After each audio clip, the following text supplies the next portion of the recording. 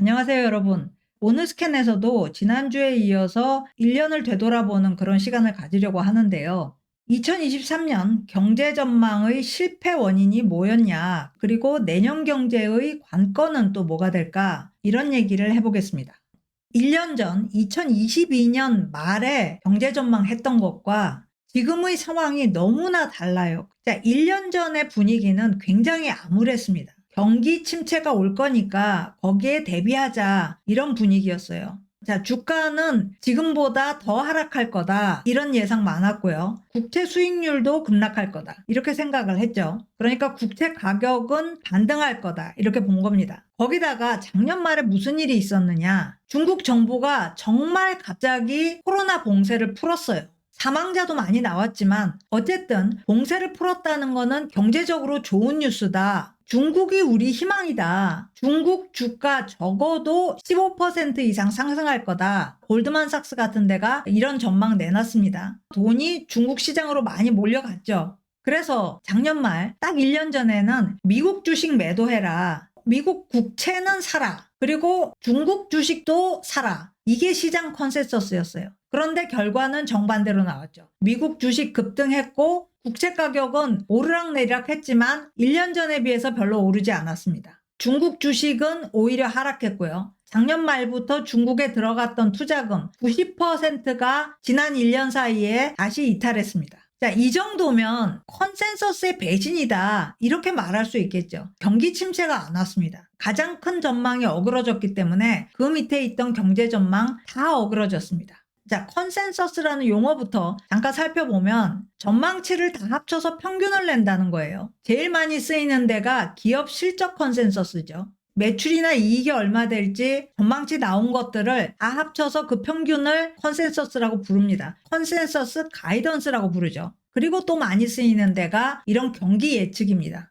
작년 말에 이코노미스트들은 경기 침체 가능성을 60%에서 높게는 80% 정도로 봤어요. 그런데 이 수치에 비해서 필라델피아 여론조사는 좀 낮았습니다. 50%에 육박하는 정도였어요. 아니, 경기 침체 가능성을 50% 정도로 봤다면 그렇게 높은 거 아니지 않냐, 이렇게 생각할 수도 있는데 이 수치가 1968년에 필라델피아 연은이 조사 시작한 이래 최고치였습니다. 자, 차트 보면요, 경기 침체 가능성 예상이 35%를 넘은 적이 거의 없어요. 이때가 70년대 말 80년대 초 최악의 인플레 때문에 금리를 최고로 올렸던 때죠. 그때도 이코노미스트들은 경기 침체 가능성을 35% 정도로밖에 안 봤다는 거예요. 다른 때는 더 합니다. 자, 90년 경기 침체 오기 전에는 경기 침체 가능성을 15% 정도로 봤고요. 2000년 버블 꺼졌을 때도 경기 침체 가능성 15에서 20% 정도로밖에 안 봤어요. 글로벌 금융위기 오기 전에도 경기 침체 가능성 제일 높게 본 게 20%였습니다. 그러니까 작년 말 필라델피아 여론조사 47% 정도 나왔는데 이게 얼마나 높은 수치였나 감이 잡히죠. 거기다가 이게 무슨 말이냐면 어떤 미국의 리세션도 경제학자들이 제대로 예상을 한 적이 없다라는 얘기입니다. 리세션 오기 전에 리세션 가능성을 이렇게 낮게 봤다는 거예요. 줄기차게 그랬다는 거예요. 그런데 웬일로 컨센서스가 이렇게 높아졌나? 이번에야말로 이코노미스트들이 경기 침체를 제대로 예상하나 보다, 다들 이렇게 생각했던 거죠. 그래서 이 50% 미만의 수치가 보기보다 아주 강력한 수치였다, 이런 얘기입니다. 그런데 결과적으로 경기 침체가 없었어요. 왜 올해 경기 침체가 안 왔나? 여러 가지 원인들을 찾아볼 수 있습니다. 우선 우리가 인플레가 일시적이다, 이런 얘기를 한 2년 전에 많이 했었는데, 그리고 제롬 파월 연준 의장도 트랜지토리하다라고 얘기를 했는데 지금 와서 보니까 그 말이 맞았던 것 같다. 다시 말해서 인플레라는 게 공급이 여의치 않거나 아니면 수요가 너무 높을 때 생기는데 지금 와서 보니 이건 수요 문제가 아니었었고 공급망 문제가 해결이 되면서 결국은 인플레가 둔화했다. 그러니까 수요가 파괴될 필요가 없이 다 해결이 됐다는 거죠. 수요 파괴까지 갈 필요가 없었다는 것은 경기 침체가 안 와도 됐다는 얘기입니다. 그리고 이런 원인도 있어요. 정부가 적극적으로 나서서 경기 침체를 막았다. 정부 지출 엄청나게 늘었죠. 그리고 그 지출로 고용도 많이 했습니다. 그 덕분에 침체가 안 왔다. 이런 얘기고요. 그리고 또 금리를 급속도로 올렸지만 이미 미국 경제는 금리 인상에 대한 방패를 가지고 있었다. 쉴드가 잘 쳐져 있었다. 뭐로? 고정금리로. 일반인들이 충격을 별로 안 받았어요.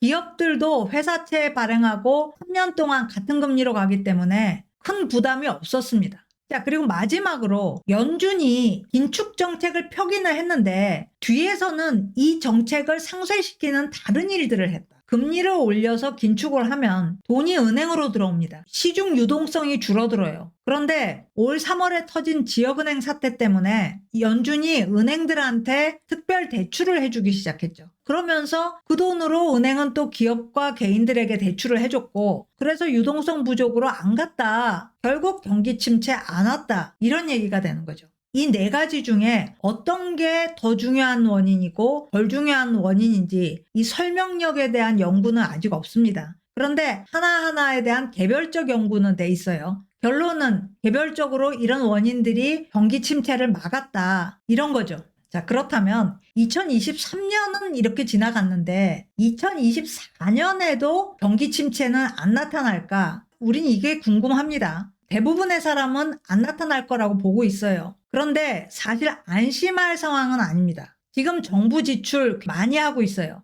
GDP 대비 재정 적자율이 마이너스 8%입니다. 글로벌 금융위기 때 그리고 코로나 때 적자율이 굉장히 커졌었는데 지금은 평상시잖아요. 이렇게 적자율이 컸던 때가 없습니다. 주로 마이너스 2%, 많아야 마이너스 4%였어요. 그런데 지금 2배 이상으로 적자율이 커졌다. 이걸 어느 시점에서는 좀 축소를 해야겠죠. 자, 그리고 또 중요한 게 미국 주식 가격이 너무 높아요. 이게 최근 일입니다. 11월부터 금리 인하한다라는 얘기가 나오면서 아크이노베이션 ETF, 아직 수익을 못 내고 있는 기업들이 이 안에 많습니다. 그런데 2달 사이에 50% 이상 올랐어요.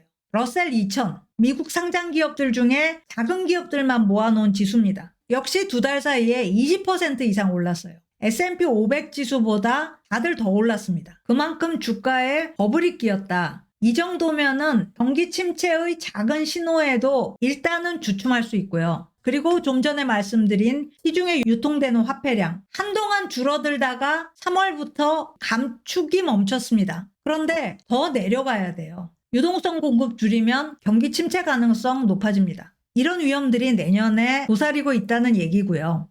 자, 2023년 주식시장 그야말로 대반등했죠. 그런데 상반기에는 AI 열풍이 이 반등을 주도했습니다. 그리고 하반기, 특히 11월, 12월에는 피봇이 이 반등을 주도했죠. 금리를 인하하기 시작할 거다라는 생각이 주가를 띄웠습니다. 빅테크 시가총액 올해 전반기에 이렇게 올랐습니다. 이게 AI 열풍 때문이었다는 거죠. 그리고 하반기 지난 2개월 동안 가장 급하게 오른 것은 나스닥 컴포짓이었죠. 연준이 통화정책을 긴축해서 완화로 선회할 거다. 이렇게 되면서 급등을 했습니다. 자, 그럼 여기서 상반기에 주가를 끌어올린 이 AI 열풍을 한번 짚어보겠습니다. 지금도 이 열풍 불고 있나? 얼마나 뜨거운가? 자, 현재로서는 이 AI 열풍을 객관적으로 진단하기가 쉽지 않아요. 가장 믿을 만한 데이터가 엔비디아 매출입니다. 엔비디아는 시가총액이 올해 8천억 달러 늘었어요. 3배 증가한 건데 그러면 매출은 어떠냐? 엔비디아는 3분기가 10월 31일에 끝납니다. 그 3분기 매출이 전년 동기 대비 205% 증가했어요. 엄청나게 늘어난 거죠. 여기입니다. 그리고 10월 31일 그 이전의 1년간 매출 여기입니다. 전년 동기 대비 57% 증가했어요. 다시 말해서 지난 1년치에 비해서 가장 최근 분기의 매출액 증가가 더 높았다. 이건 상당히 고무적인 얘기죠.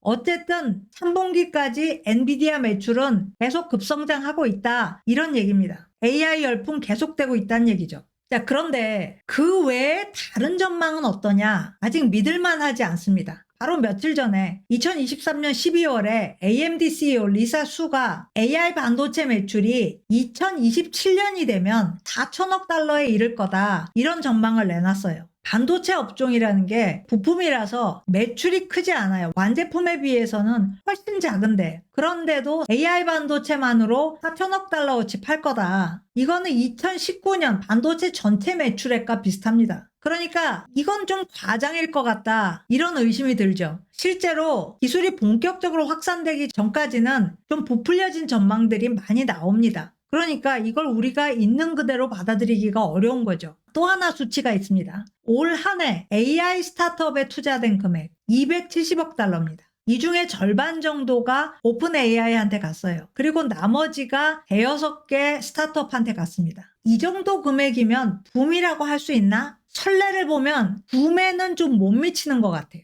좀 작은 붐이다. 이 정도 가지고 미국 산업을 또는 전 세계 산업을 이끌어갈 만한 거대한 혁신인가 확신이 안 서는 거죠. MS가 아마 가장 먼저 매출을 현실화하는 기업이 될 것 같아요. 2024년에 AI 코파일롯을 MS365 안에 있는 앱에다가 붙이기로 했습니다. 이걸 붙인 365를 구독하는 사람은 월 구독료 $30를 추가적으로 내야 돼요. 당연히 마이크로소프트 매출로 잡히겠죠. 얼마나 벌어들일까 궁금하지 않을 수 없습니다. 그런데 매출이 그렇게 크지 않을 것 같다라는 게 IT 리서치 기업 가트너 생각입니다. 가트너 분석에 따르면 2024년 기업의 생성형 AI 지출은 전 세계적으로 200억 달러 정도 될 거다. 이거는 전체 IT 지출의 0.5%밖에 안 됩니다. IT 보안에만 1000억 달러를 쓸 거라고 하는데 그 금액의 5분의 1 정도밖에 안 쓸 거라는 거죠. 이걸 가지고 AI 붐이다 하기에는 좀 부족하지 않느냐, 이렇게 보는 거고요. 그렇지만 실망할 필요는 없습니다. 기업들이 보기보다는 신기술 채택하는데 상당히 보수적이에요. 클라우드 컴퓨팅만 해도 초기에 채택 속도 늦었습니다. 그런데 그 뒤로 엄청나게 속도가 붙었죠.